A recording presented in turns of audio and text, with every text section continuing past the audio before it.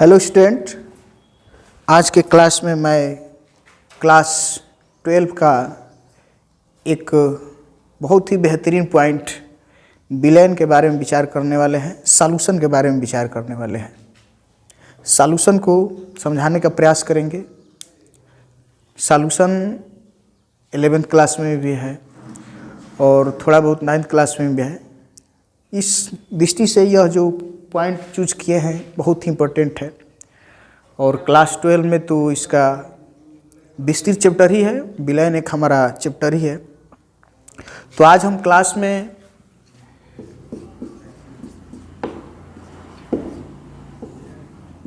Villain पर विचार करेंगे। आज के क्लास में हम लोग विलेन पर विचार करेंगे कि विलेन क्या है। तो जो चैप्टर का नाम है उसी से स्टार्ट करते हैं कि आखिर विलेन कहते किसको है, सॉल्यूशन क्या है हमारा।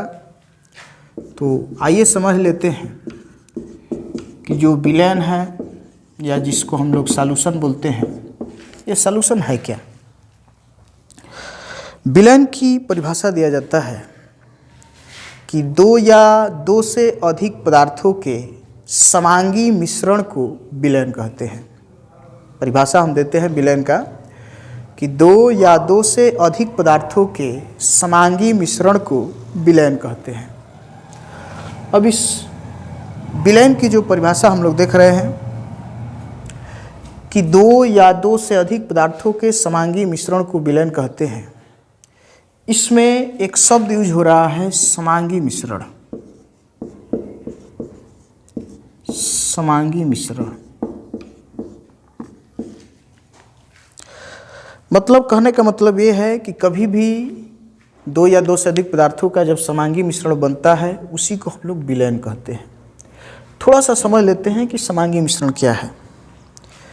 तो छोटी क्लासों में पढ़ाया जाता है कि जो मिश्रण होता है, मिश्रण दो टाइप का होता है। एक समांगी मिश्रण होता है और दूसरा विषमांगी मिश्रण होता है। एक समांगी मिश्रण होता है और दूसरा विषमांगी मिश्रण होता है। समांगी और विषमांगी मिश्रण में थोड़ा सा डिफरेंस हम बता रहे हैं। जैसे मान लो सपोज करो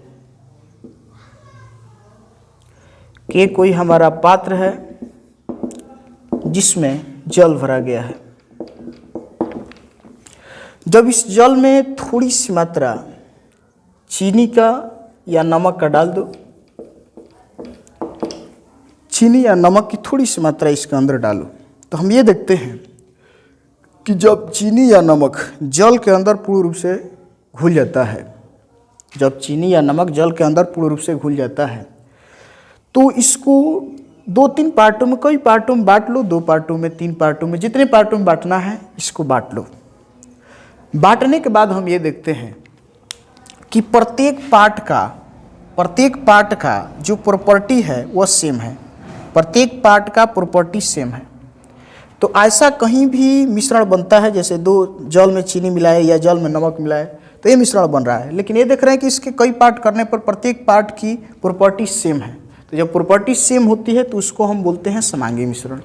लेकिन कभी ऐसा हम लोग मिश्रण बनाए, कभी ऐसा मिश्रण यदि हम बनाते हैं जिसमें ये देखते हैं कि यदि मान लो कोई हमारा पात्र है, इसमें कभी ऐसा हम मिश्रण बनाते हैं जिसमें कि यदि कोई अन्य पदार्थ यदि इसको इंक्लूड कराते हैं, मान लो सपोज ये हमारा जल ही है, इस जल के अंदर थोड़ा सा रेत या बालू मिला दो,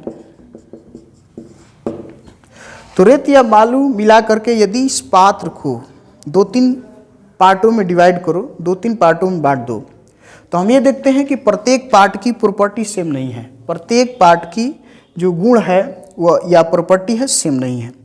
तो यदि ऐसा कहीं मिश्रण बनता है तो उसको बोलते हैं विषमांगी मिश्रण। तो विषमांगी मिश्रण को कभी भी हम विलेन नहीं कहेंगे। कभी भी जो समांगी मिश्रण बनता है उसी को हम लोग विलेन बोलते हैं। तो इस चैप्टर में हमको, पूरे चैप्टर में केवल समांगी मिश्रण के ही बारे में पढ़ना है, मैंने सीधा कह सकते हैं कि विलेन के बारे में पढ़ना है कि पूरे चैप्टर में हमको विलयन के बारे में पढ़ना है और विलयन की परिभाषा देना है कि दो या दो से अधिक पदार्थों के समांगी मिश्रण को विलयन कहते हैं। और थोड़ा सा और इसके बारे में जब डिटेल हम अध्ययन करते हैं, ये देखते हैं, तो ये देखते हैं कि विलयन कहे चाहे समांगी मिश्रण कहे, उसके दो पार्ट है। विलयन कहे या समांगी मिश्रण कहे, इसके दो पार्ट है। कि हम देख रहे हैं कि अभी जो सामने दिखाई दे रहा है इसके दो पार्ट हैं। ऐसे तो विलयन दो से अधिक पदार्थों का भी बनाया जाता है, लेकिन यहाँ पर हम देख रहे हैं कि जो भी विलयन बना रहे हैं, यहाँ जो भी हम मिश्रण बनाए हैं, इसमें केवल दो ही चीज़ मिलाए हैं, एक जल को लिए हैं और चीनी को लिए हैं या नमक को लिए हैं। इन दोनों को मिलाए हैं और समांगी मिश्रण बनाए हैं। तो सीधा सीधा ये कह सकते हैं कि बेसिक रूप से विलयन के दो पार्ट होते हैं। एक ये जल वाला पार्ट है, एक चीनी वाला पार्ट है, जिसको केमिस्ट्री की भाषा में एक को विलेय कहा जाता है और दूसरे को विलायक कहा जाता है। कि जो दो पार्ट दिखाई दे रहा है, दोनों को मिलाए थे, समांगी मिश्रण बन रहा था, जिसको कि हम लोग विलयन बोल रहे हैं। इसके यहाँ देख रहे हैं कि बेसिक रूप से दो पार्ट है। ऐसे दो से अधिक भी पार्ट होते हैं। उसको जब दो से अधिक तीन यदि पार्ट भाग लेते हैं, तीन अवयव भाग लेता है, तो उसको त्रिअंगी विलयन कहते हैं। और जब इसमें केवल दो पार्ट ही भाग लिया है, दो टाइप जल और चीनी, यहाँ केवल दो ही टाइप के पदार्थ भाग लिए हैं, तो इसको द्विअंगी विलयन बेसिक रूप से बोला जाता है। तो सीधा सीधा ये कह सकते हैं कि द्विअंगी विलयन के हमारे दो भाग होता है। एक हमारा विलेय होता है, दूसरा विलायक होता है। एक विलेय होता है और दूसरा विलायक होता है। इनको थोड़ा हम समझने का प्रयास करेंगे कि आखिर ये दो है। इन्हीं दो को टेक्निकल रूप से या केमिस्ट्री की भाषा में एक को विलेय बोलते हैं और दूसरे को विलायक बोलते हैं। तो फिर बात आती है कि आखिर दोनों में से हम किसको विलेय बोलेंगे और किसको विलायक बोलेंगे। तो विलेय और विलायक को कई तरीके से हम लोग स्पष्ट करने का प्रयास करते हैं। प्रयास करेंगे कि विलेय किसको बोलेंगे, विलायक किसको बोलेंगे, और इसको कई आधार पर भी समझा जाता है विलेय और विलायक क्या है। ठीक है ना। यदि केमिस्ट्री के भाषा पर यदि हम विचार करते हैं, तो केमिस्ट्री की भाषा पर विचार करेंगे तो उसमें विलेय और विलायक की परिभाषा देते हैं। उसमें सबसे पहले हम विलेय को परिभाषित करेंगे। सबसे पहले हम विलेय को परिभाषित करेंगे कि विलेय क्या है। तो यहाँ देखो विलेय क्या है। विलेय की हम परिभाषा देते हैं कि विलयन का ऐसा भाग जो विलयन में अपने अस्तित्व को खो देता है, विलेय कहलाता है। ना सुनो हम क्या बोल रहे हैं कि विलयन का ऐसा भाग जो विलयन में अपने अस्तित्व को खो देता है, विलेय कहलाता है। यहाँ देखो कि जैसे जल और चीनी दोनों को मिलाए हैं, तो कौन अपने अस्तित्व को खोया है कि जब जल में चीनी मिल जाता है या नमक मिल जाता है, किसी एक को लिया जाए, मान लो सपोज चीनी को ही डालते हैं, चीनी को डालते हैं, तो यदि जल में यदि चीनी को यदि हम डाल देते हैं, ठीक है, जल में चीनी जब मिल जाती है 100%, तो बाहर से देखने पर हमको ये प्रतीत नहीं होता है कि इसमें चीनी डाला गया है, कि इसमें नमक डाला गया है। ठीक है ना। तो जब ये समझ में नहीं आ रहा है, इसका मतलब कि ये जो चीनी है अपने अस्तित्व को खो दिया है। क्योंकि यदि इसका अस्तित्व होता तो हम समझ पाते बाहर से देख करके कि चीनी घोला गया है, लेकिन नहीं समझ में आ रहा है बाहर से कि चीनी डाला गया है कि नमक डाला गया है। इसका मतलब चीनी अपने अस्तित्व को खो दिया है, और जो अस्तित्व को खोता है उसी को तो हम लोग क्या बोले थे, विलेय बोले थे, कि यह हमारा विलेय है, कि जो चीनी है अपने अस्तित्व को खो दिया है, इसलिए इसको हम क्या बोलेंगे, विलेय बोलेंगे। तो परिभाषा बता लेंगे हम लोग कि विलयन का ऐसा भाग जो विलयन में अपने अस्तित्व को खो देता है, विलेय कहलाता है। तो इस तरह हम देख रहे हैं कि यहाँ जल में चीनी मिलाए थे, तो चीनी किसका काम कर रहा है, विलेय का काम कर रहा है।